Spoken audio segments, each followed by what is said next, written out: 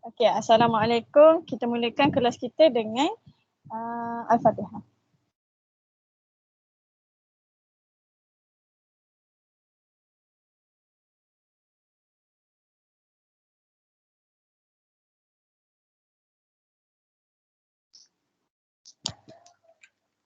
Okey, sebelum mula kelas, senyum sikit.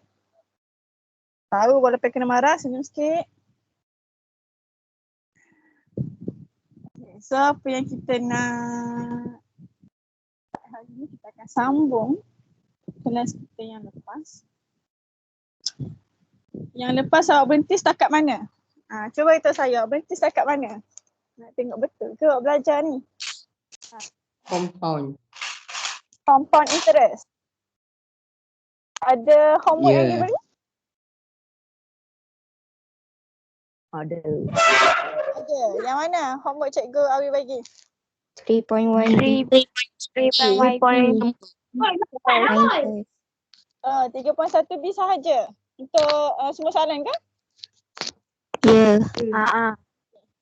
So, kita akan bermula dengan 3.1B. Selesaikan dulu masalah soalan-soalan tersebut. Kemudian kita akan sambung ROI. Okay, sebelum kita nak mula semua benda tu, saya nak buat revision sikit. Apa yang awak belajar topik 3, chapter 3, chapter 3, 3.1. Allah. Terbalik pula buat saya. Okay, 3.1. So far awak dah belajar 4 perkara. So perkara yang pertama, saya summariskan sedikit sahaja. So perkara yang pertama adalah type of saving. So how many type of savings? 3. Apa dia? 3. Saving account. Saving account. Fixed Account. deposit. Saving account. Yes, a fixed deposit account. Lagi satu?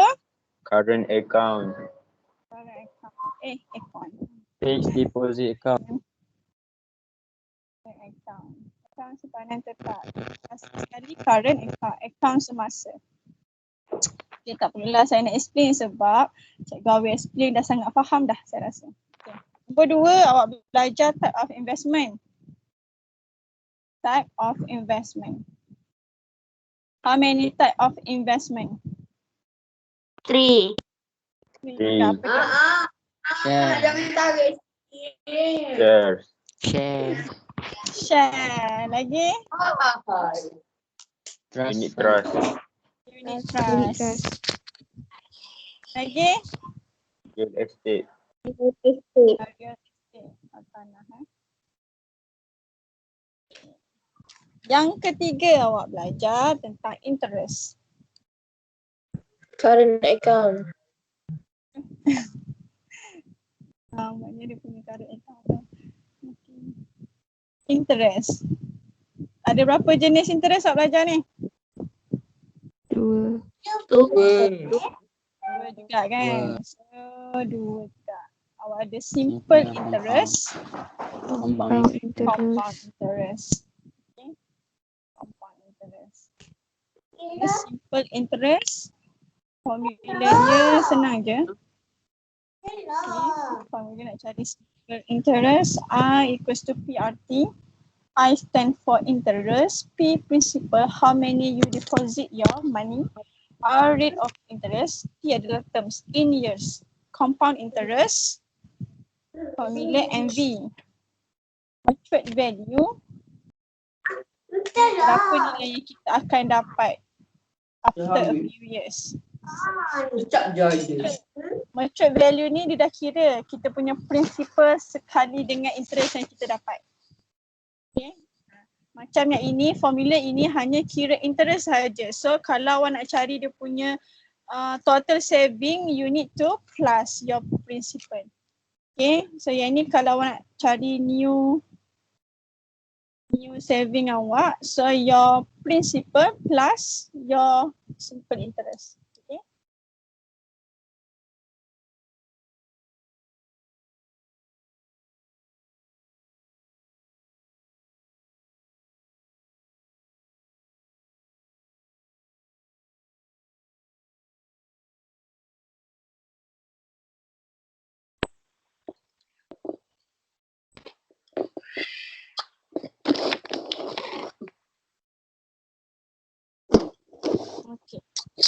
Baru ada suara saya.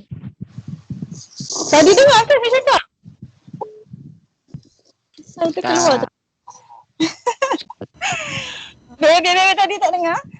Okay, nombor 2, type of investment. So you have shares, unit trust, real estates. Okay, cikgu Abi dah screen. So nombor 3, belajar interest. You have simple interest, compound interest. Simple interest, formula you have I equals to PRT. So interest. Principal, your money deposit to the bank, a rate of interest. And T terms in years. So ini macam nak kira interest. Awak nak kira new saving, you need to plus principal, your principal plus your interest. Okay. And then you have compound interest. Compound interest terus dia bagi formula matured value. Terus dia bagi your new saving after you get your interest compounded. Okay. Terus dia bagi formula your new saving. So just substitute into the formula sahaja. Okay. Tadi kita buat latihan yang ni. Dan yang keempat awak belajar Islamic banking. Okay. Islamic banking boleh refer lah kepada textbook page 59 tu. So how to differentiate Islamic banking and conventional. Okay, so ada 4 benda. Yang keempat belajar tentang Islamic banking. Okay, page 59. So ni semua dah belajar. So apa kita nak buat hari ini, kita nak buat mind test 3.1B and then kita masuk ROI. So kita jawab dulu soalan nombor 1. Saya pergi kepada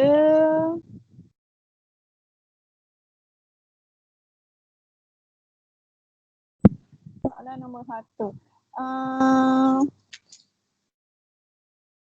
Dekat sini ada Mira Husna. Mira Husna ada? Ada cikgu. Ada. Cuba baca soalan nombor 1.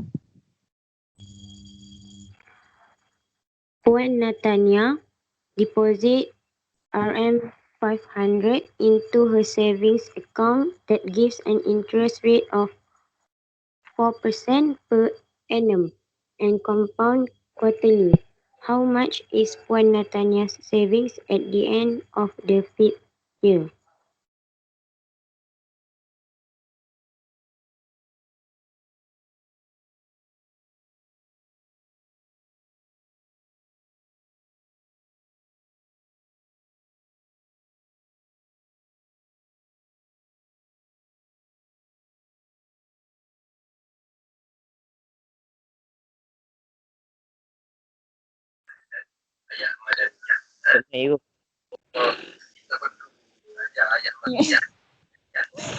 Penat saya cakap ni. Okay.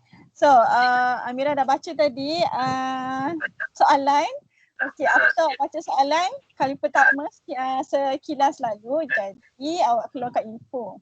Okay, seterusnya keluarkan info. Jangan baca 100 kali, pen tak bergerak. Okay. Baca sekali sebentar lalu and then terus keluarkan info. Okay, info yang pertama dia bagi deposited 500. Okay, so maksudnya 500 ni adalah dia punya P, principal. Okay, bila dia deposit tu itulah dia punya principal. Okay, next dia bagi interest rate. Rate dia adalah 4% per annum. So awal tadi 4/100 boleh ataupun saya jenis terus tukar kepada perpuluhan decimal. So 4/100 if you change into decimal, so gerak dulu.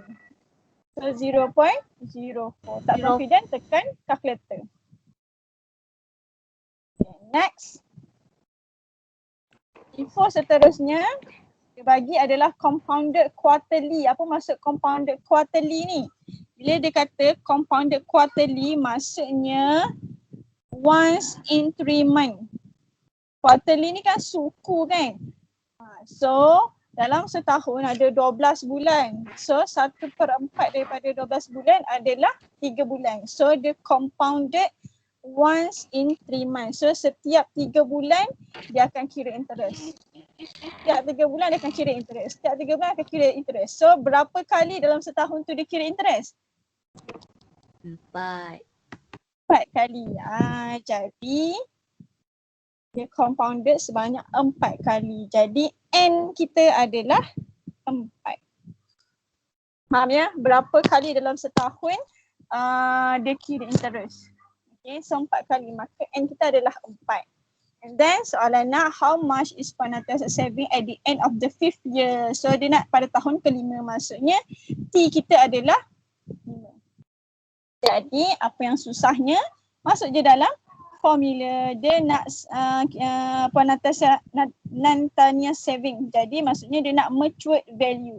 So just put into the formula. So your formula is P times 1 plus R over N to the power of N times T. So just substitute je. Your principal is 500. 1 plus your R is 0.04. Your N is 4 to the power of 4 times 5. Bagi tahu saya jawapan berapa?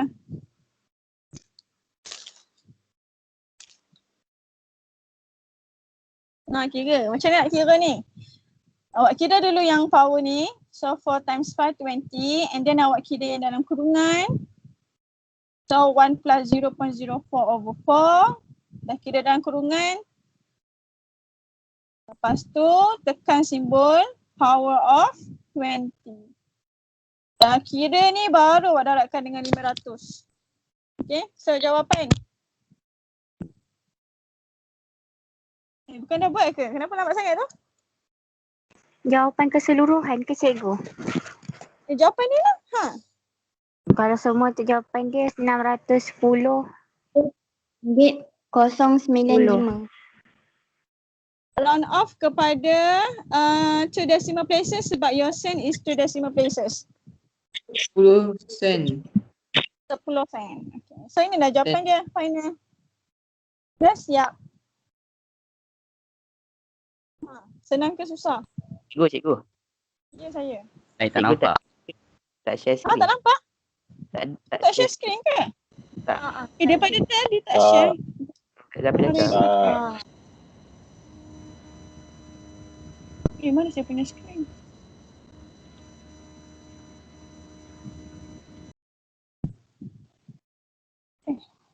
Dah saya hilang ke? Ada?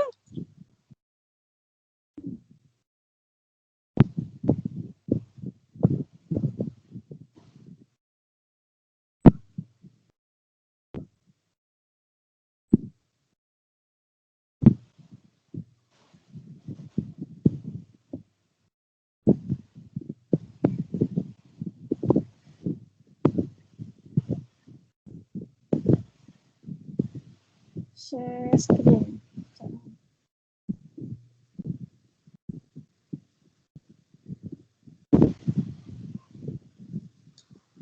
Okay, nampak dah? Nampak. Dah nampak dah. Nampak. Ya Allah, lain kali cakap esok tau. Orang ni. Dah habis pun cakap. Dia cakap esok tau. Okay, terima kasih. Okay, ulang semula. Okay, so apa yang awak kena buat adalah keluarkan info. So based on info, kita ada principal is 500. And then R rate dia adalah 4% per annum, so 0.04. Compounded quarterly means once in 3 months. So dalam 3 bulan sekali kira interest, and then kita ada 12 bulan, maksudnya kita akan kira 4 kali. So N kita adalah 4, T kita adalah 5 sebab dia nak at the end of the 5th year. So time adalah 5. And then just substitute into the formula and then calculate. So ni soalan nombor 1. Boleh ke? Cikgu, Boleh. Ya. Dan? lepas substitute formula tu boleh terus masuk kalkulator? Masuk calculator je. Jangan kira manual pula. Boleh Manual juga ni. boleh. Masuk calculator je. Yang penting substitution tu kena ada. Okay, formula tak ada markah lagi. Bila awak substitute baru ada markah. Okay, ni soalan nombor 1. Okay, soalan nombor 2. Okay, Mr. Chang deposited 1,000 into his saving accounts that gives an interest rate of 5%. So dia dah beritahu dah dia punya deposit dia adalah 1,000. Maksudnya fee kita adalah 1,000. Okay, next dia bagi interest rate 5% per annum. So saya terus tukar 0.05. Yang ni kena careful tau. So 5/100 awak tak confident tekan calculator. 5 plus 100 adalah 0.05. Okay. And compounded every half year. So bila dia kata compound every half year maksudnya setiap 6 bulan sekali. Jadi berapa kali dalam setahun? 2. So N kita adalah 2. Okay. How much is Mr. Chong saving at the end of the third year? So dia nak time kita adalah. Okay. Just substitute je into the formula. So MV equals to P 1 plus R over N to the power of NT. Okay, substitute your principal is 1000, 1 plus R 0.05 over N awak 2 and then 2 times 3 to the power of 2 times 3. So kira dulu yang dalam kurungan and then kan answer to the power of 6 and then baru times 1000. Kalau boleh direct masuk macam ni dalam kereta tak ada masalah. Saya jenis yang kalau tidak masuk direct, so saya kira one by one. Okay, jawapan? Berapa jawapan? 1,159.69 cents. 69. Ni dah round off betul Okay, so settle yang kedua. Boleh ke? Boleh. Boleh ke? Senang je kan? Kalau info masuk dalam formula. Siapa kata compounder ni susah? Tak susah. Okay, last kali. Okay, last kali Puan Aminah deposit 100. Okay, so principal kita 100. And then interest 3%, so 0.03. Compounded monthly. Maksud compounded monthly setiap bulan kira interest. Setiap bulan kira interest. So berapa kali kira interest tu? 12. 12. Sebab kita ada 12 bulan. Okay. So dia nak how much is Puan Aminah savings at the end of the second year. So time kita, T kita adalah 2. Okay. Just substitute into the formula. Sebab kat sini. So P sebab kat bawah lah. So MV P 1 plus R over N to the power of NT. So our principal is 100. 1 plus rate kita 0.03 and kita tadi 12 and then to the power of 12 times 3. Times 2. Time kita 2. So jawapan? The answer is 106. 18 cents. 106. Tepat? 18 cents. Okay. Bolehkah? Boleh. Direct je kan. So sangatlah mudah compound interest. Compound interest dah mudah, lagilah mudah simple interest kan. So dua benda Allah ni. Okay, so kita nak masuk our next sub topic. Okay. So our fifth one. Okay, is ROI. What is ROI? Return on investment. So ini yang kelima, bahagian yang kelima. Return on investment. Bila kata return, maksudnya pulangan balik. Kita nak invest, kita mesti nak pulangan balik. Kita tak invest saja. Kalau kita invest saja tak nak pulangan, itu maksudnya sedekah. Okay? Orang sedekah pun dia mengharapkan pahala kan. So bila kita invest kita mesti nak tahu kita punya return tu banyak mana, untung ke rugi. Okay, so itu maksudnya return on investment refers to the return value. Return value pada setiap ringgit yang kita invest. Okay, return value ni dia macam-macam. Okay, bila kata return dia boleh jadi dalam macam-macam bentuk. Okay. So kat sini kita tahu kita nak cari return on investment, kita kena ada return value. Dalam erti kata lain, dia panggil juga dia adalah ratio of profit or loss. Sebab setiap kali melabur tak semestinya kita untung je. Kadang-kadang kita boleh rugi. Okay. So ada kiraan macam mana nak cari return on investment. So formulanya ada di bawah. So jangan risau, jadi kita buat contoh. Okay. So macam nak tahu kita punya return on investment tu berapa persen, berapa banyak. Okay.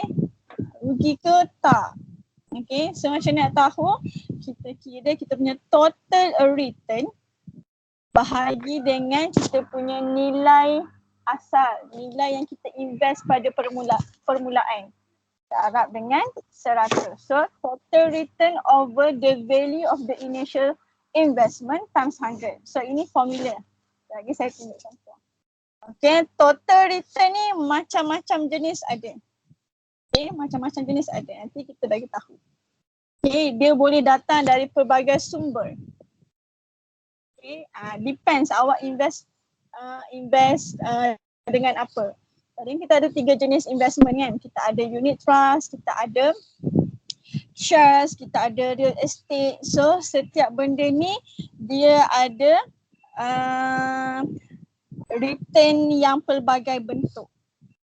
Okay, return unit trust lain, return untuk shares lain, return untuk real estate lain.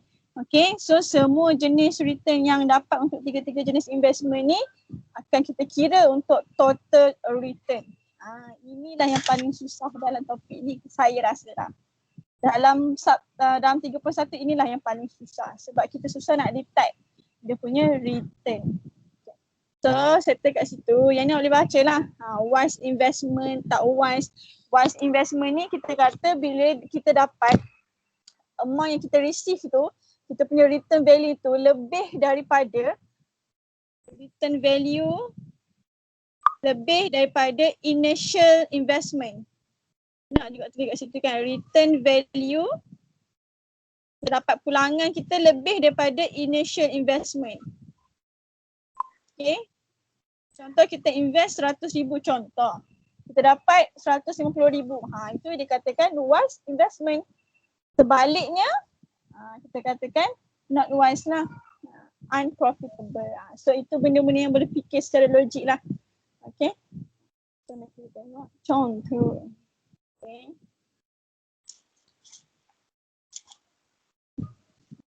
Yang ni saya buat dalam bentuk summary. Okay. Saya buat kat tepi ni. Kalau awak tak suka tengok apa yang saya buat, awak boleh baca lah dalam buku teks saya tahu. So kita tahu kita ada type of investment, kita ada 3. Apa dia 3 tu?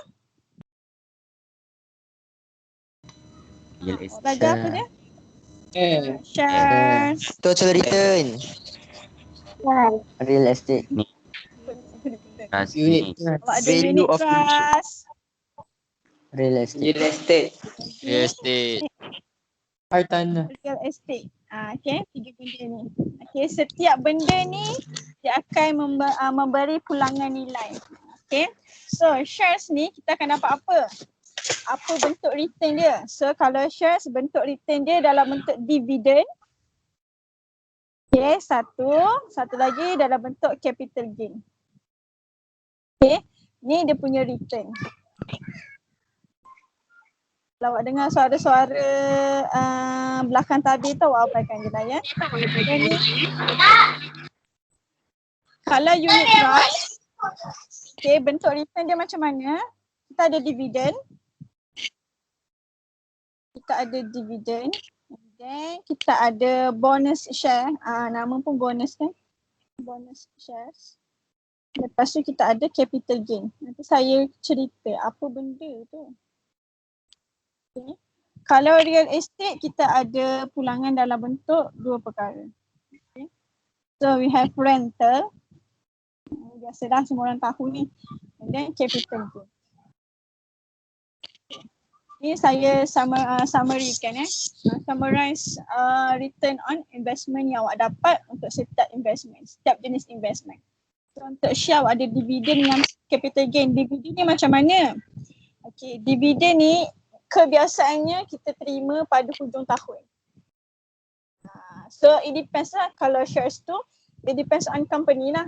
Company nak bagi dividen berapa. Dia tengoklah keuntungan kerugian company tu macam mana. Kalau untung mungkin dividen dia lebih, up to the company.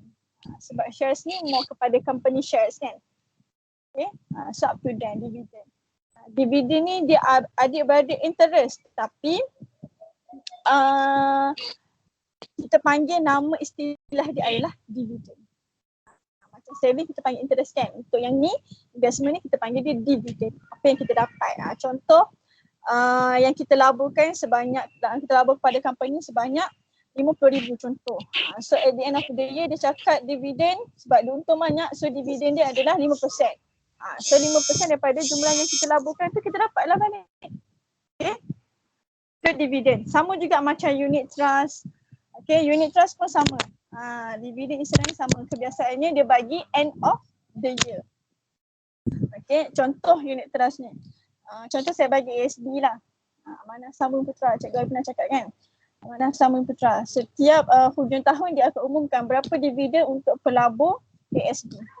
So tahun ni dia punya dividen adalah 4.75 sen per unit. Per unit 4.75 sen tau, bukan RM4.75.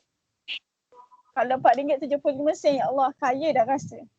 Dia 4.75 sen. Jadi kalau tukar kepada ringgit Malaysia 0.0475. Itu. Okay, setiap unit. Contoh kalau kita labur 5,000 unit. 5,000 unit saham dalam ASB. Jadi hujung tahun dividen dia sebanyak itu. Jadi daratkan dengan 5,000 yang kita laburkan tu. So itulah dia dapat. Dapat dah ringgit Malaysia. Contoh saya bagi yang ni kisah benar. Contoh sedikit kisah benar. Saya ada, rakan saya ada 50,000 unit dalam ASB. Contoh. Lepas tu dividen dia kata 4.75 sen per unit. Jadi apa yang dia dapat hujung tahun tahu darat kan? 50,000 darat dengan 4.75 sen. So itulah dia dapat dividen dia. Contoh RM1000. Contoh kira-kira RM1000. So inilah yang dia dapat tambah lagi dalam dia punya ASB.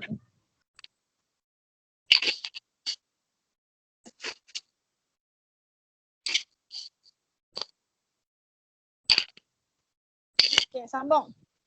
Okay, faham ya? So dividen kita ada interest tapi istilah untuk saham kita panggil dividen. Okay, itu satu contoh pulangan return on investment. Contoh yang kedua adalah capital gain. Okay, dividen kita dah settle. Okay, capital gain. Capital gain in Malay is keuntungan modal. Okay, keuntungan modal. So, bila kata keuntungan modal, jadi maksudnya lebihan lah. Lebihan daripada asal yang kita beli. Contoh share ni, contohlah kita beli saham kita ataupun kita deposit sen sebanyak 100,000. Maksudnya ini modal kita lah. Ini modal kita. Ini modal kita mula-mula invest. Jadi contoh kita ada keuntungan lebih daripada ini, itu namanya capital gain. Keuntungan yang lebihan itu lebih daripada yang modal kita tadi. Itu namanya capital gain. Sama juga macam unit trust ni. Capital gain dia sama juga. Saya bagi contoh. Contohlah asal. Contoh saya bagi bukan ASB, saya bagi SSP. Okay, saya bagi SSP. SSPN. Pernah dengar sedia simpanan premium? Ni biasanya PBSN. So ini antara unit trust jugalah. So simpan di SSP. SSP ni dia punya harga satu unit saham dia RM1. RM1 ni untuk satu unit saham. Satu unit. Okay, so kalau awak nak beli 50 unit, so maksudnya kita kena bayar RM50. Simpan. And then at the end, kita boleh jual semula. Contoh kalau kita jual semula dengan harga RM RM1.20 untuk seunit. So berapa peningkatan daripada yang asal? 20 sen. 20 sen kan? 20 sen nampak sikit kan? Ini untuk satu unit. Nampak sikit kat sini. So perbezaan daripada mula-mula kita invest tadi, bila kita nak jual semula, contoh kita jual lebih tinggi, so perbezaan dia 20 sen untuk satu unit. Kalau kita ada 500,000 unit, so awak dah dengan 20 sen. So, itulah awak punya keuntungan modal, awak punya capital gain. Sama juga untuk shares. Okay, untuk shares pun sama juga.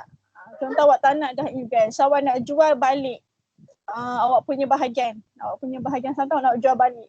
So awak boleh jual lebih. Bila awak jual lebih, awak akan dapat capital gain dekat situ. Okay. Sama juga untuk yang ini. Okay, konsep dia sama. Contoh saya bagi real estate ni. Real estate ni rumah, kedai apa semua kan. Contoh real estate ni awak boleh nampak harga rumah jaranglah menurun. Contohlah beli rumah jaranglah harga dia menurun. Makin lama makin naik. Sebab tu zaman sekarang orang suka beli rumah. Lepas tu buat sewa ke apa ke kan. Ataupun nanti kalau tak nak nanti boleh jual balik. Harga jual balik tu mesti lebih tinggi daripada harga asal. Sebab makin lama tanah makin mahal. Okay. So contoh dalam real estate punya capital gain sama juga keuntungan modal. Contoh kita beli rumah, kita beli tanah lah. Okay, kita beli tanah harga asal tanah berapa lah? Contohlah 100,000. 100,000 ni pada tahun 2011. Contoh. Okay, kita beli pada tahun 2011. Harga tanah dia adalah 100,000. Dia dah lama tu. Kita nak jual semula. Okay, ataupun nak sewakan pun boleh. Kalau sewa, kira dia berbeza. So kita kena tengok jenis soalan macam mana. So kita kena ambil kira semua benda. Okay, so contohlah kita nak jual semula. Bila awak jual tahun 2021, contoh. Beza dah 10 tahun, harga takkan lagi sama macam ni. Okay, mungkin harga dah meningkat sebanyak 450,000. Contoh. So inilah kita panggil capital gain. Nampak tak kat situ? Increase in price. So itu adalah capital gain untuk real estate. So, nampak kat situ? Banyak kan untung kalau real estate ni? Sebab apa harga dulu dengan harga sekarang lagi mahal? Harga dulu, harga sekarang. Harga dulu murah. Harga sekarang lebih mahal. Tanah, rumah semua macam tu. Kenapa agak-agak? Cuba fikir. Sebab banyak kemudahan. Orang bertambah. Ekonomi. Betul. Sebab makin lama, contohlah rumah waktu 2011 tu, keliling dia semua hutan. Tak ada apa. Okay. Dah 10 tahun akan datang. Agak-agak keliling tu takkan hutan lagi kan. Dah ada kedai, dah ada tambah lagi perumahan, dah ada sekolah, dah ada masjid, dah macam-macam kemudahan ada dekat tepi tu. So that's why kebiasaannya harga rumah makin meningkat. Sebab dia punya capital gain dia agak tinggi lah untuk real estate. Okay. Ada soalan? So far faham? Faham. Boleh ke? Faham So dividen macam mana, capital gain macam mana. Okay. So apa lagi yang tinggal adalah bonus shares dengan rental. Okay. Rental ni saya yakin awak sangat-sangatlah faham. Okay. Bila real estate, contoh macam rumah, kedai, macam-macam jenis lagi lah. Okay. Contoh rumah orang bagi sewa. Okay. Orang buat sewaan. Jadi duit sewa tu dia kira return value lah. So apa yang dia dapat based on duit sewaan tu, itulah dia punya return value dia. So termasuk dalam total return. Okey, tu contoh rental. Okay, tak kisahlah apa-apa saja dia sewakan tu. So itu dia dapat. Tengok kadar sewaan. Okay, awak kena teliti sangat soalan tu.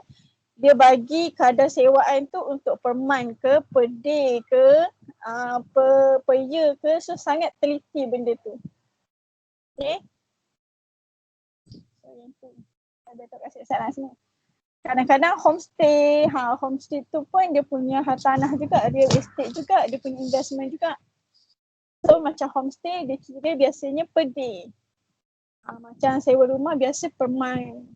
Macam tu. So kena teliti betul-betul. Okay. So yang itu. Semua tu dikira sebagai return on investment. Okay, last kali bonus share. Kenapa saya letak bonus share ni lambat sikit? Sebab dia special untuk amanah saham. Okay, bonus share ni nama dia bonus tau. Boleh jadi ada, boleh jadi tak ada. Dia ikut suka amanah saham, syarikat amanah saham tu nak buat macam mana. Kadang-kadang ada, kadang-kadang tak ada. Contoh macam ASB tahun ni bonus share nama saya tak ingat dah ada ke tak ingat. Contoh dia dah dapat dividen. Lepas tu dia tambah pula dengan bonus share. Maksudnya dia tambah bonus.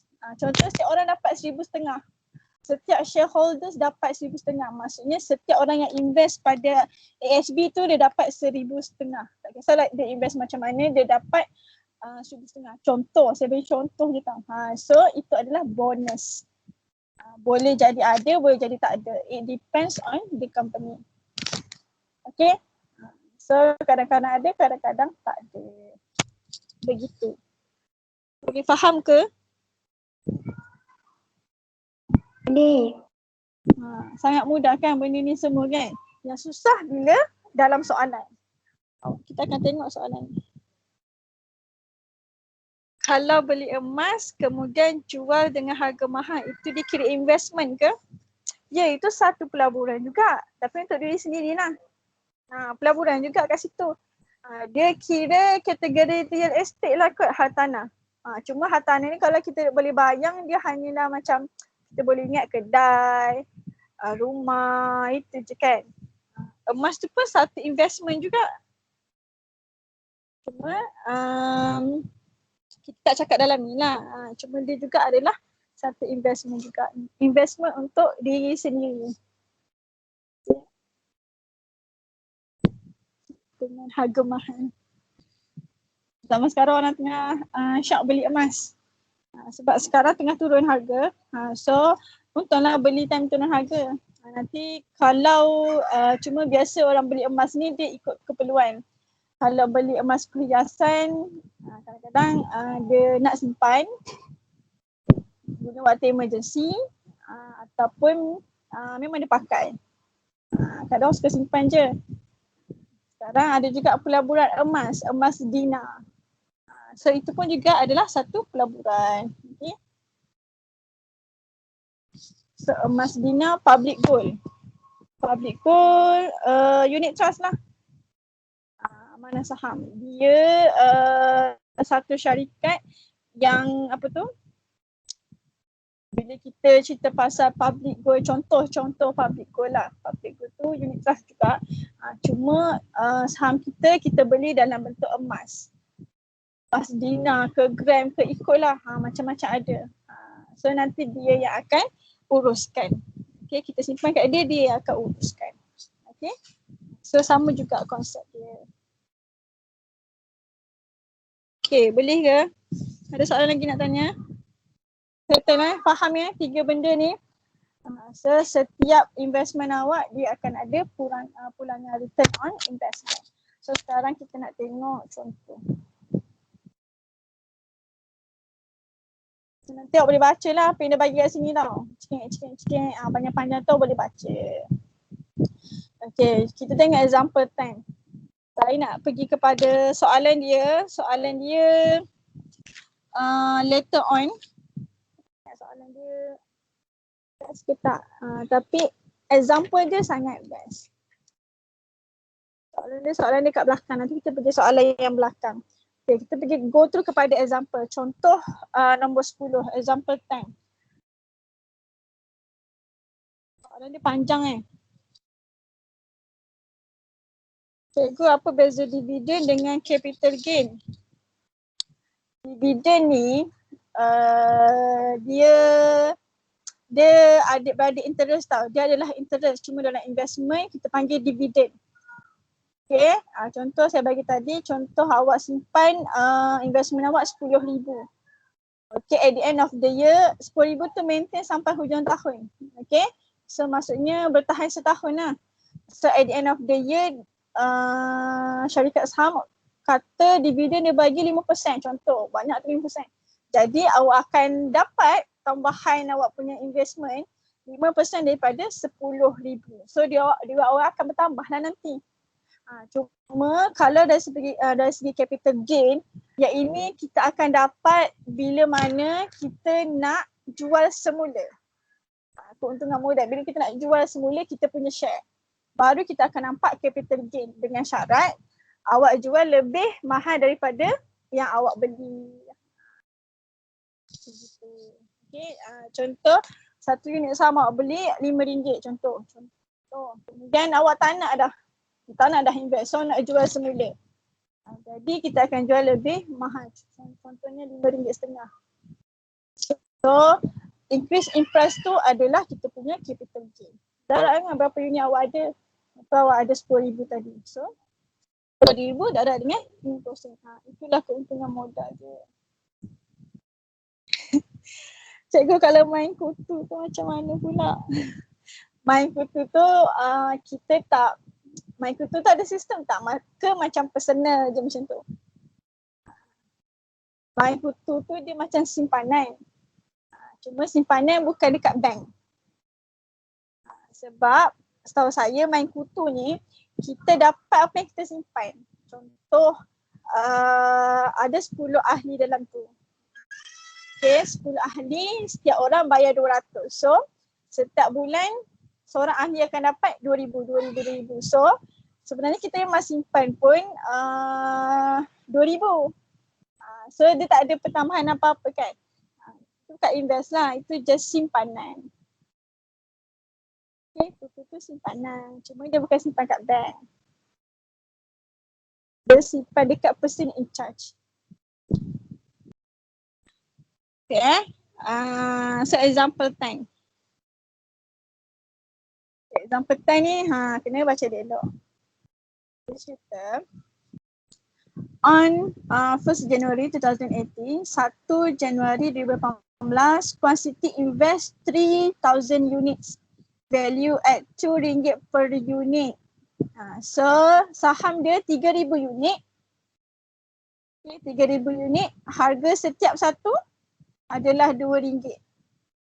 Jadi kalau dia ada 3,000 unit, maksudnya dia punya saham adalah RM2 darab dengan 3,000 unit. So initial dia adalah RM6,000. Kat sini boleh faham? Boleh. Boleh. Biasalah tu saham dia pakai unit. Dia pakai unit berapa unit kita nak labung. Okay, so ini dia punya initial capital. Apa yang dia depositkan. Okay, so dia masuk dekat ASB. And then for the financial year ending 31st December, so hujung tahun ASB dia bayar dividen 5%. Nampak ni, dia dapat dividen 5%. Okay, so kita boleh kira dah kat situ. Dividen 5% maksudnya 5/100 times 6,000 tadi. So dividen yang dia dapat at the end of the year adalah 300. Sampai sini okey? Okay ya, so ni return yang pertama Apa yang dia dapat adalah dividen. Okay, dia cerita lagi. On 1 January 2019, Huan City sold all the shares she owned. Maksudnya dia jual semua share dia. Dia tak nak dah. Labur dekat SB. Dia jual semua share dia dengan harga RM2.20 per unit. Harga asal dia beli RM2. Harga dia jual RM2.20. So untung berapa persen kat situ? 20 sen. 20 Ini kategori apa nama dia? Ni return kategori apa ni? Capital gain. Capital gain. Capital gain, keuntungan modal. Okay. So yang ni adalah unit trust. Okay, unit trust ada awak 3 benda. Okay, awak ada 3 benda. Awak ada dividen, bonus share dengan capital gain. So apa yang dia dapat adalah dividen dan capital gain je. Bonus share dia tak ada. So dia dapat 2 benda ni. 2 jenis return dia dapat. Okay, so kita kira pula capital gain dia. Okay, capital gain dia punya increase in price adalah 20% sahaja per unit. Jadi dia ada 3,000 unit. Jadi 20% darab dengan 3,000 unit. Dapatlah 600. Sampai sini okey? Okay. Okay so Okay. yang pertama dividen, return yang kedua dalam bentuk capital gain. Okay, so dia ada RM300 dividen, dia ada RM600 capital gain. Jadi kita kira jumlah return, total return, dividen campur dengan capital gain. So total return dia adalah 900. Okay, soalan nak what is return on investment? Bila kata dia nak return on investment, so just substitute into the formula. Dia dah dalam bentuk percentage. So bagi dalam bentuk percentage. So how to calculate the percentage? Our total return tadi 900 over dengan initial capital. Kita punya investment yang mula-mula tadi adalah 6,000.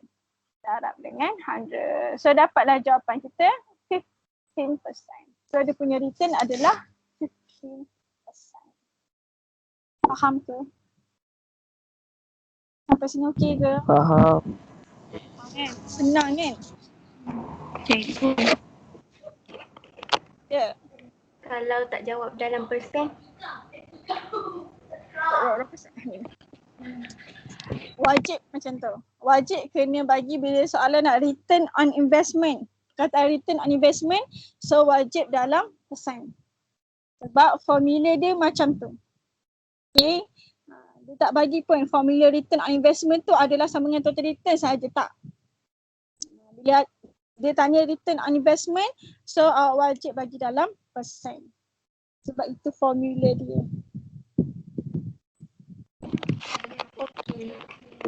Okay. Dia ni tanya apa manfaat interest kepada bank. Okay. Awak akan nampak manfaat, biasa kita nampak yang sekarang awak belajar ni, awak nampak manfaat interest kepada kita je kan? Kepada kita je sebab kita saving, kita dapat interest. Okay, kita simpan sebagai investment, kita pun dapat interest. Okay, nanti part yang kedua, awak akan belajar manfaat interest kepada bank. Bank pula dapat interest. So, awak akan belajar interest ni ada 2 benda yang berbeza. Satu interest yang kita dapat, satu lagi interest yang bank dapat.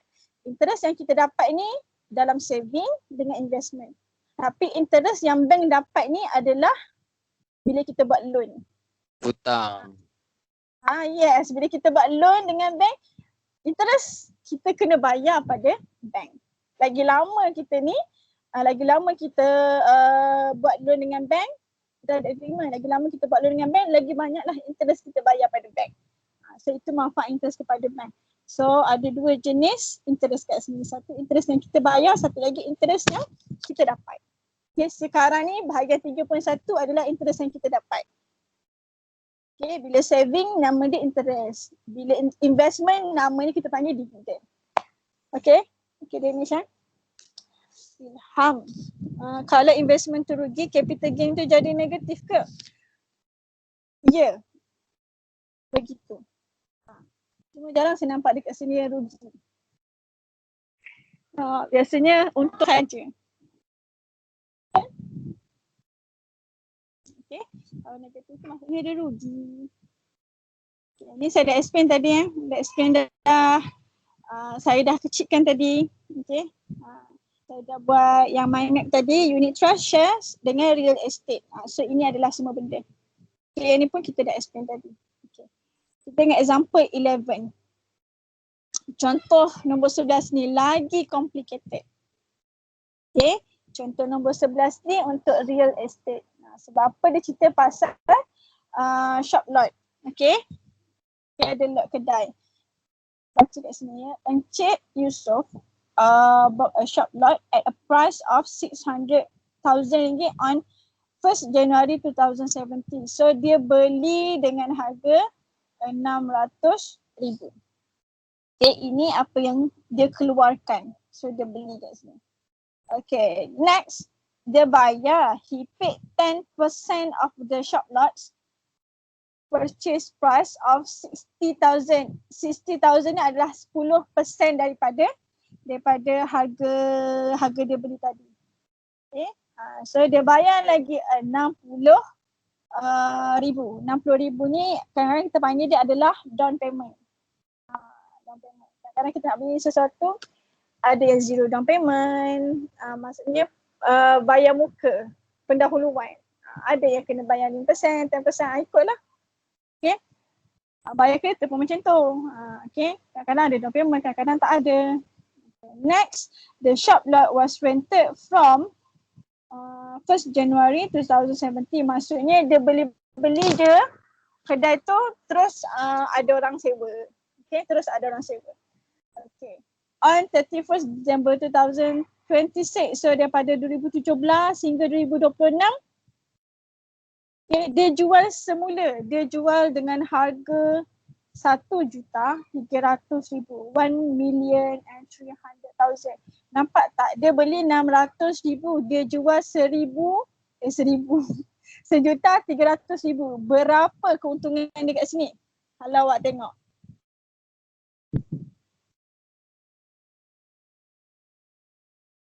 Berapa keuntungan dia kat situ? Berapa? 700. 700,000 kan? Wow, untung kan dia kan? Dia beli 600 pada 2017, dia beli 600,000. Pada 2026 dia jual semula harga ni. Kalau kita tengok macam ni je, kita tahu dah dia punya return adalah 700,000 bersih. Tapi kita kena kira semua benda.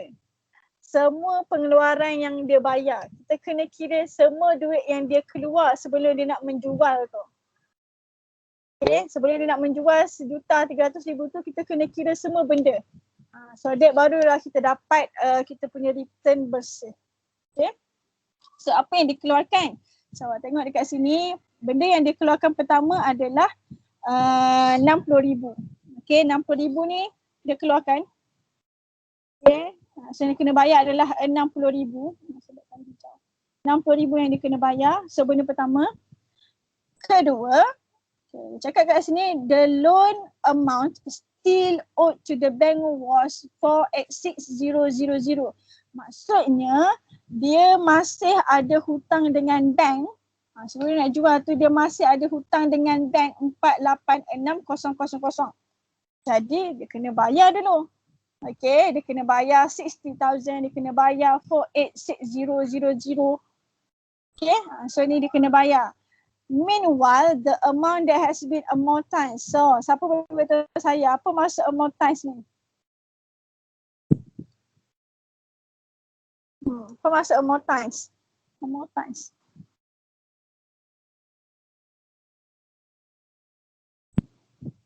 Tak ada dictionary kat sebelah. Melunaskan. Yes, amortized tu adalah, kalau ikut sebutan saya, lunas. Maksudnya dia dah bayar pada bank 450,000 tapi dia still ada hutang lagi 486,000. Maksudnya yang dia dah lunaskan ni pun maksudnya dia jugalah yang bayar, betul? Apa yang telah dilunaskan dia juga yang bayar. Takkan orang lain bayar kan? Macam pula orang lain nak tolong bayar kan? So dia juga yang bayar. So 450,000 tu juga adalah duit dia yang dikeluarkan juga. Boleh faham ke kat sini? Faham. Faham. Okay, lepas tu dia mention kat sini ada charges involved in the sale and purchase transaction. Adalah yang ni legal cost. So boleh baca kat sini apa itu legal cost, apa itu stamp duty, commission. Okay, legal cost tu kita kena bayar pada lawyer. Okay, biasa kita akan ambil lawyer untuk transaksi supaya benda tu jadi sah. Okay, risau bila kita buat personal, takut tak ada hitam putih. So nanti tukar nama tak boleh apa semua. So nanti dia akan ada masalah kemudian hari. So bila kita pakai lawyer, maka kita akan ada legal cost. So legal cost yang dia kena bayar adalah 15,000. Stamp duty ni biasalah bila agreement dia akan ada stamp duty. Nanti awak kerja ke belajar ke awak akan dengar perkataan stamp duty ni. Okay. So yang ni untuk legal agreement lah. So dia akan ada bayar untuk stamp duty. Contoh saya nak belajar. So saya kena ada stamp duty biasa RM10 je. Sebab nak bagi sah saya punya borang. Itu contoh. Yang ni kalau jual rumah mestilah ribu-ribu. Lipat-lipat Okay, lepas tu ada agent commission. Setengah orang dia buat jual beli guna agent. Mudah, dia tak nak fikir banyak so dia pakai agent.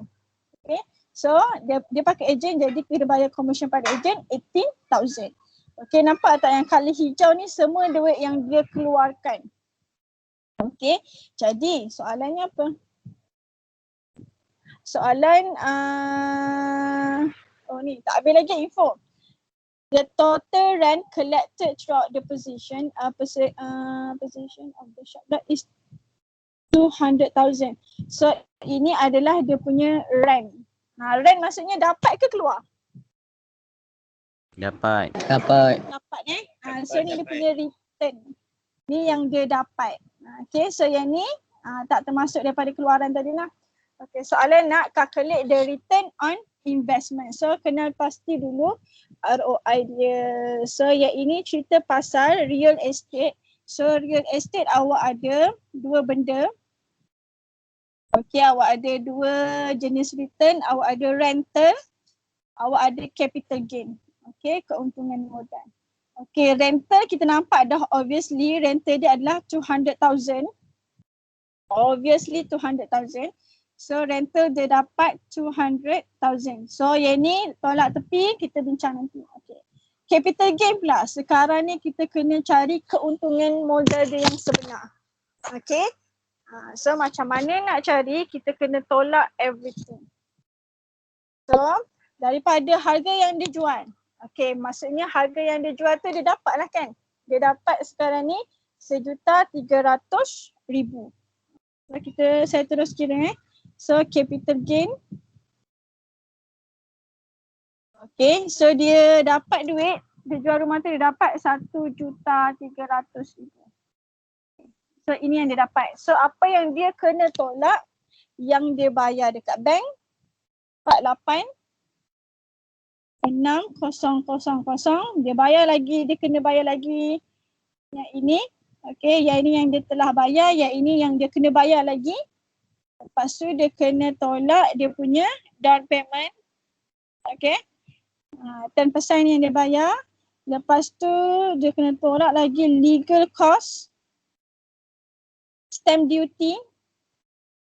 Lepas tu agent commission. So semua benda ni. Cukup dah. Lagi dia kena tolak tak ada kan? So itu sahaja. Okay. So awak kira dekat sini. Dia ada 256,000. Setelah dia jual, dia tolak dengan semua benda yang patut dia bayar, dia masih ada untung 256,000. Banyak ke tidak?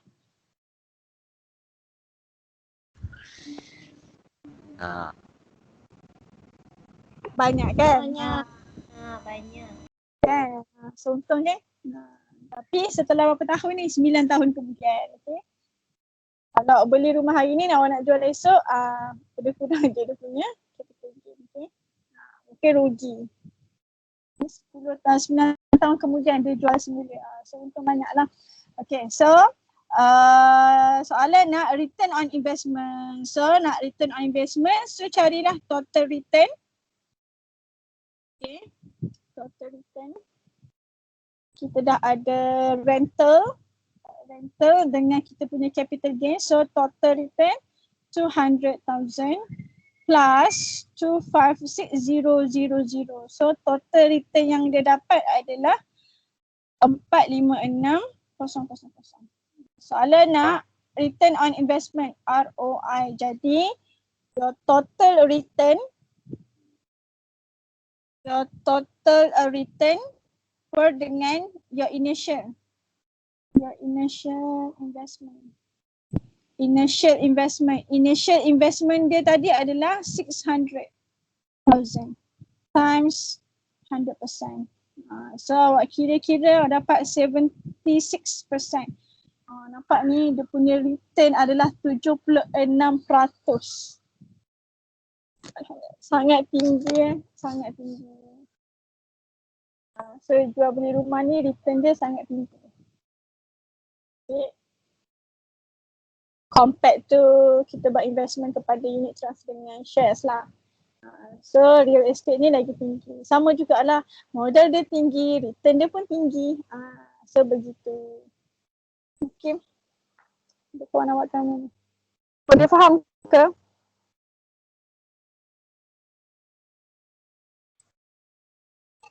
Boleh. Minggu.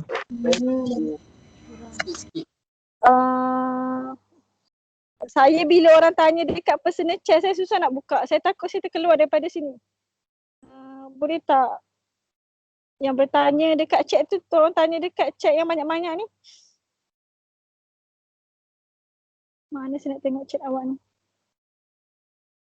Kan?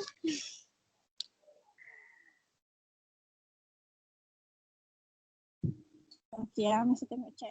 Boleh dengar suara saya ni? Dengar. Boleh. Baru nampak chat personal. Kawan awak segan nak tanya kat sini. Maaf cikgu, rental tu apa ya? Oh, rental tu sewa. Hasil daripada sewaan dia, pulangan dari segi sewa. Contoh kita beli kedai, kadang-kadang kedai nak guna sendiri kan. Kadang-kadang kedai tu kita sewakan dekat orang. Jadi hasil sewa tu kita dapat lah. Macam rumah lah, kadang-kadang orang bina rumah bukan untuk dia pun, dia nak buat sewaan. So dia akan dapatlah nilai hasil sewaan tu. So hasil sewaan tu lah duit yang dia dapat. So kita dah laburkan duit kita pada buat rumah. Jadi kita nak dapatkan hasil dia. Orang yang bijak dia buat rumah tu jadi sewa. So dia tak payah bayar pun dekat bank monthly. Hasil sewaan tu lah yang dia bayar dekat bank. So itu antara orang yang bijak lah. Cuma dia banyak risiko lah. Banyak risiko. Dia Cikgu, dapat orang yang kiranya capital gain ni harga yang dia jual tolak semua dengan duit yang dia keluarkan sebelum dia nak jual tu. Yes. Untuk real estate ni kena buat gitu. Real estate kita nak possible ke? dapatkan. Possible ke kalau dia jual harga tu rendah? Possible je. Cuma real estate ni biasanya harga lagi lama lagi tinggi. Jarang menurun. Dia lagi lama lagi tinggi. So itu untuk real estate lah. Macam syarikat saham lain pun jarang juga menurun. Cuma ada, kalau macam jenis saham-saham yang biasa kita tengok tu kan, ada untung rugi kan. Yang itu possible untung rugi. Macam Bitcoin, ada yang main Bitcoin tu. So itu possible ada untung rugi. Contoh macam real estate ni jarang lah turun. Biasa lagi lama kita labur, bila kita jual semua tu, dia punya harga lagi naik. Cuma kita kena kira bersih, kita kena tolak semua kos yang kita keluarkan. Ada kawan awak tanya tadi, kenapa total return tu kena bahagi dengan 600,000? Sebab 600,000 tu dia punya initial investment. Okay. Biasanya orang nak beli rumah, dia akan, kalau dia ada cash 600,000 tu, dia gunalah cash 600,000. Contoh dia beli kedai ni harga 600,000. Kalau dia ada cash, gunalah 600,000 tu. Tapi kadang-kadang dia guna bank. So macam ni dia guna bank. Okay, dia buat loan bank. Jadi sebab tu dia kena bayar. Kalau tengok loan kat sini pun lebih daripada 600,000 sebab dia dah kira interest everything. So 600,000 ni dikira sebagai dia punya initial capital. Initial investment dia. So asal dia dah invest dekat Shopblock tu 600,000. So apa yang dia dapat? Dia dah sewakan, dia dapatlah hasil. Okay. Lepas tu dah lama-lama dia jual. Dia dapat lagi hasil. Macam tu. Sebab tu nampak bila dia jual tinggi, dia boleh settlekan dia punya hutang-hutang bagai. Even dia dah tolak dia punya legal cost, stamp duty, commission semua pun masih ada balance lagi, masih ada capital gain lagi, masih ada keuntungan daripada modal asal dia. Okay, begitu. Okay, formula kita nak cari return on investment mesti bahagi dengan kita punya initial. Betul kawan awak cakap ni. So kalau dia tak loan dengan bank, tak banyak lah. Betul. Kalau kita ada cash kan, 600,000 tu kan, tak payahlah buat loan dengan bank, kita bayar cash macam tu je. Cuma kita nak dapat balik pulangan modal semua tu, kita kena bijak lah. Bijak gitu. So ada yang buat sewaan so that dia tak payah risau macam tiap-tiap bulan masuk je duit dia kan. So dia dah ada keuntungan dekat situ. Kalau dia beli lepas tu dia biar je. Tak ada apa-apa pun masuk. Rugilah. Okay. Itu nama dia investment. Benda yang awak kena elak adalah loan dengan bank. Boleh nak buat nanti ada masa mungkin awak akan jumpa situasi yang macam tu. Awak kena buat loan ke apa ke. Saya kereta tak mampu nak beli 72,000 tu. So buat loan dengan bank. Macam tu. Tapi cikgu 456,000 lebih sikit daripada 600,000. Kenapa untung pula? Sikit daripada 600,000. Kenapa untung pula? Kenapa untung pula? Oh, faham maksud dia. Okey. Kamil, dia bukanlah untung 100% ataupun lebih daripada 100%. Tapi awak kata kat sini 600,000 tu yang dia invest tu, contoh dia loan dekat bank 600,000 kan. Jumlah sebenar yang dia kena bayar bukan 600,000 tau. Lebih daripada itu. Semua benda tu kita dah tolak dah lepas dia jual. Maksudnya lebihan. Lebihan tau. Yang kita kira 456 tu lebihan setelah tolak everything termasuk dengan dia punya investment. 456,000 tu dia punya lebihan. Daripada kita dah tolak semua modal yang dia dah keluarkan termasuk 600,000 tu. Awak mungkin tak nampak kita tolak 600,000. Sebenarnya kita dah tolak 600,000 tu dalam ni. Kan ini kan? Yang ni. Nampak ni? Yang saya bulatkan ni 600,000 tu kan dia punya dekat bank kan. Tapi dia hanya bayar down payment dia 60,000 je. Awak contohlah awak pinjam 100, tak naklah 100,000. Contoh awak pinjam 100,000 dekat bank. Awak takkan bayar exactly 100,000. Takkan bayar sama macam amount awak pinjam. Mesti bayar lebih. Sebab tu nanti awak akan belajar second part interest yang bank dapat. Mesti bayar lebih. Biasanya bayar lebih tu 2 kali ganda. So itulah sebenarnya yang dia dah bayar kat sini. Sebab tu awak tengok apa yang kita bayar dekat bank ni lebih daripada 600,000. Yang ni dia dah calculate tau apa yang awak kena bayar dekat bank ni 486,000, 450,000 ni. Semua ni termasuk dengan 600,000 dalam ni yang initial yang kita invest tadi. Semua tu kita dah bayar siap dah. Kita siap dah dalam yang kita bayar dekat bank tu.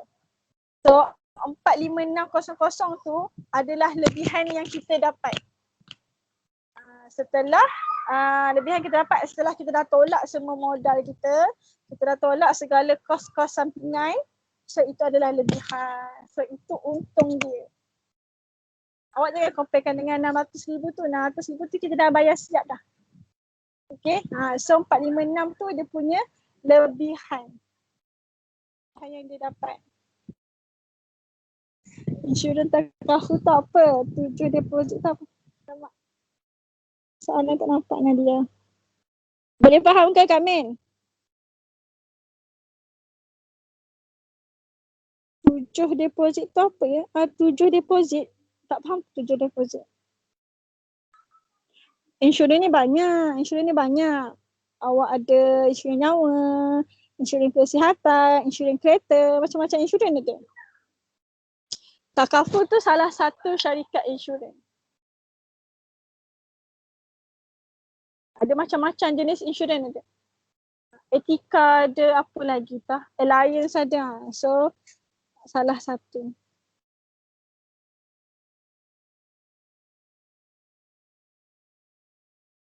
Yang 7 deposit tu saya tak faham. Okey, boleh ke? Korang okey kan susahkan yang ni kan? Saya rasa saya boleh ajar bahagian ni je. Tak sempat pun nak masuk yang lain. Sebab yang ini dia agak susah. Okay. Kita boleh tengok, awak boleh study example 12 ni. Awak boleh study example 12 ni. So another example for real estate. Yang ni pun sama juga. Okay. So yang ni awak boleh study. Sempat ke saya nak buat latihan sikit? 5 minit. Okay, yang ini factors. So the sixth one is factors. Ini yang ke-6. Yang ke-6 perkara yang ke-6 yang kita belajar factor that affect the return on investment. So real estate ni dia ada dia punya risk lah. Dia depends pada economic situation, location, political situation. So ekonomi ni biasanya kalau sesuatu negara tu dia punya ekonomi bagus, so ramailah orang nak invest dekat situ. So kalau makin bagus ekonomi dia, makin banyaklah orang nak invest. So makin banyaklah demand orang nak invest pada kita punya hartanah. Okay, lokasi macam biasalah. Kat mana tumpuan orang nak invest hartanah.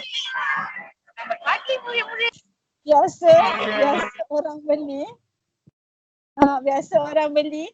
Orang jarang lah dia nak ambil dekat rural area. Maksudnya pedalaman, jarang lah orang nak beli rumah ke dan apa semua kat situ. Orang akan pilih dekat tumpuan ramai. Okay, so lokasi pun memainkan peranan penting juga. Dia akan memberi efek juga untuk kita punya return. So pandai-pandailah kita nak invest. Okay. Lagi satu political situation. So yang ni sama juga kaedah macam ekonomi. Okay. Tengok keadaan politik macam mana. Kalau satu negara tu banyak rusuhan apa semua, siapa nak invest kat situ kan? So 3 faktor ni yang akan efek kita punya return on investment. Okay, so kita kena ambil kira 3 perkara ni. Okay, yang ni apply untuk kita punya hartanah. Okay, real estate. Ini secara sepintas lalu je. Okay. Saya sempat 3.1C je lah. Nanti awak akan sambung dengan Cik Gawi. Yang seterusnya. Okay. Lagi sikit je nak habis 3.1. Okay, yang ni ada 2 minit. Okay. Kita nak buat nombor 2 secara pantas. Awak okey ke? Kawan nak habis kat sini, awak nak try sendiri? Tak saya bagi pilihan. Okey je.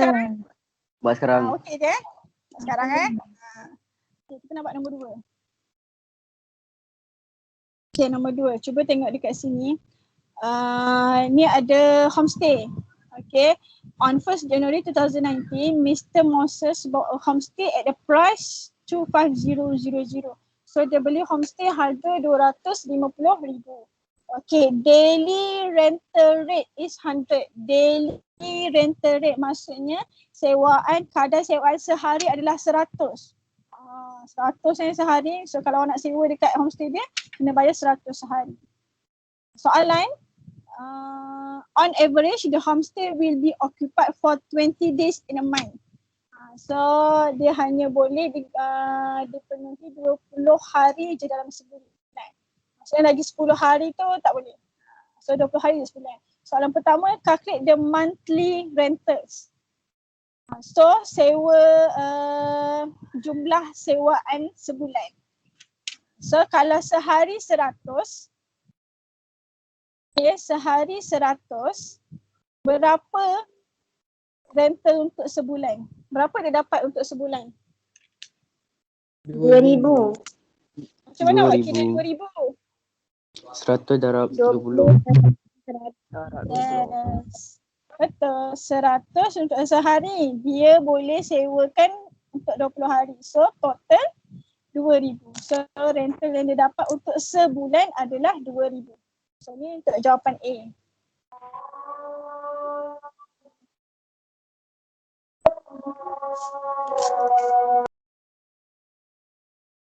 Saya boleh sambung ke? Sambung ya. Yang bahagian B, soalan nak return on investment if the homestay is sold for 48000 by the end of the year. So dia nak return on investment, so apa yang kita kena kira?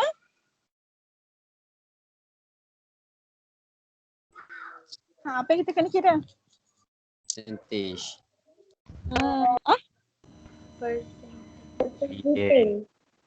Total return. Yes. So dekat sini berapa banyak total return dia dapat? Berapa jenis total return dia dapat? Rental. Rental. Lagi? Ada lagi tak? Selain pada rental. Capital gain. Capital gain. Yes. Dia juga ada capital gains. Okay, rental dia nak by the end of the year. Dia nak hujung tahun. Okay. So, rental yang dia dapat kat sini 2,000 sebulan. So, kalau setahun berapa bulan? 12. 12. Jadi 2,000 sebulan darab 12. Berapa ya? 24. 24,000. 4,000 kan? Betul eh? So 24,000. So ini rental. Dia dapat return dalam bentuk rental. Untuk capital gains awak kena kira lah modal yang dia keluarkan 250,000. Dia jual 4,800. So kita kira capital gain dia adalah tolak. Harga dia jual tolak dengan 25,000. Seberapa dia punya keuntungan modal kat sini? 23. Betul? Betul kan? Betul. Betul. Betul. Yang ini memang bersih sebab dia tak ada cakap pun dia kena bayar apa-apa. Dia cakap macam tu je. So awak tolak ni dapat dah terus capital gain. Tak ada cas-cas lain pun dia kena bayar ke apa ke. Itu je yang dia mention. So itu saja awak kira. Jadi nak cari ROI, total return kita rental plus dengan kita punya capital gain bahagi dengan initial. Initial berapa dia keluarkan modal dia? 250. 10,000. So 50,000 darab dengan 100. So kita boleh tengoklah berapa persen dia punya return. Berapa jawapan dia?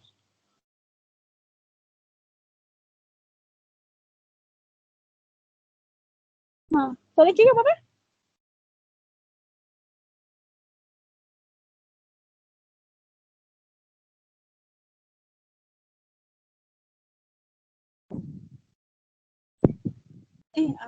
Berapa persen?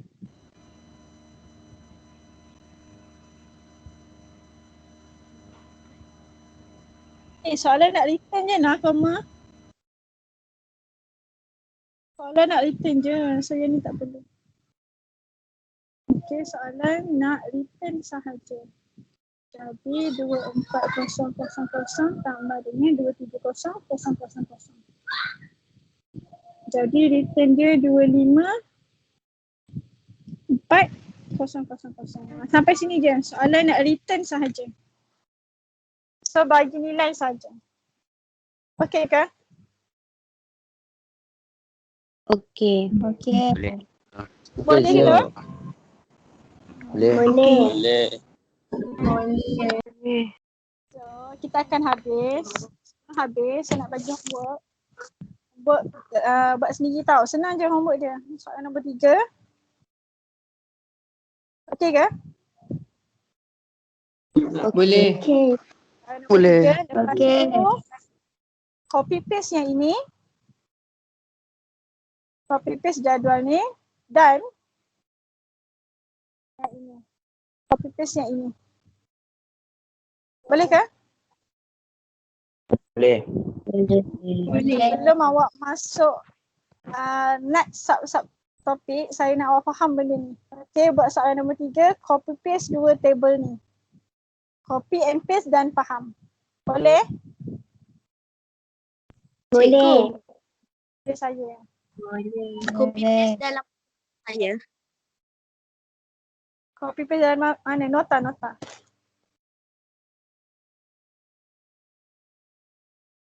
Dia buat dalam nota je.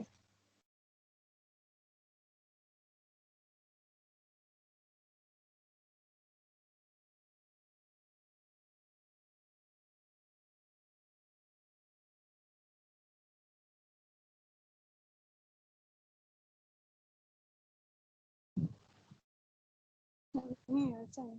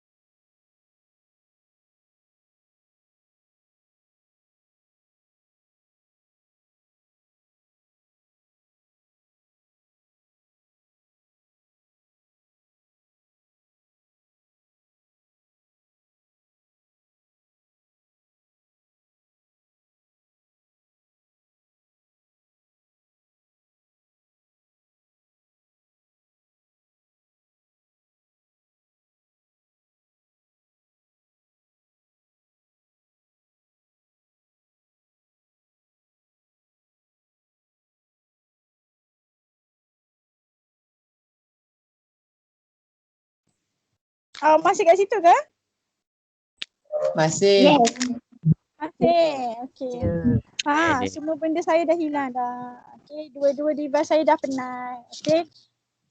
So apa yang saya tambah tadi hanyalah satu perkara, return on investment sahaja. Okey. Buat latihan. Mak saya baru bakar pula. Okey, buat latihan. Lepas tu copy paste dua perkara tadi ya. Cikgu, Saya. return on investment lebih 100% ke? Lebih 100%. Boleh? Kalau dia punya return banyak, lebih daripada dia punya modal, maksudnya jumlah return yang dia dapat tu lebih daripada jumlah modal yang dia keluarkan. Setelah kita tolak semua everything, segala benda nak kena bayar. Kalau lebih, maksudnya dia boleh dapat dia punya persen return tu lebih daripada 100% lah. Maksudnya dia untung sekali ganda. Lebih daripada sekali ganda. So sangat best lah kat situ.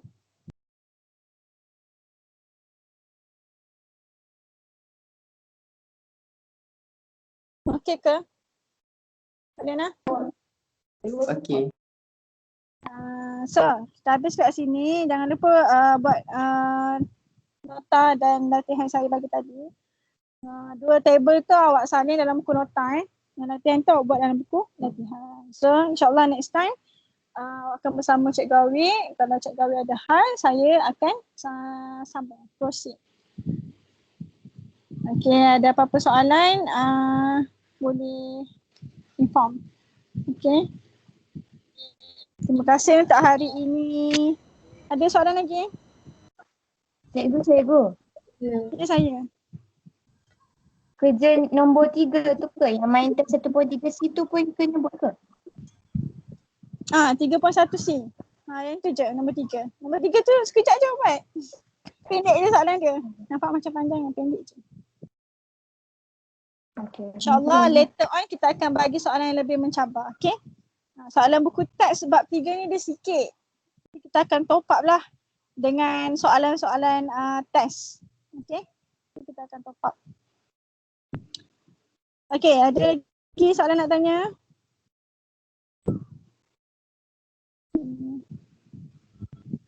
Tak ada. Ada lah Okey belakang. Terima kasih untuk hari ini. Teruskan usaha anda untuk memahami segala benda dalam kepala.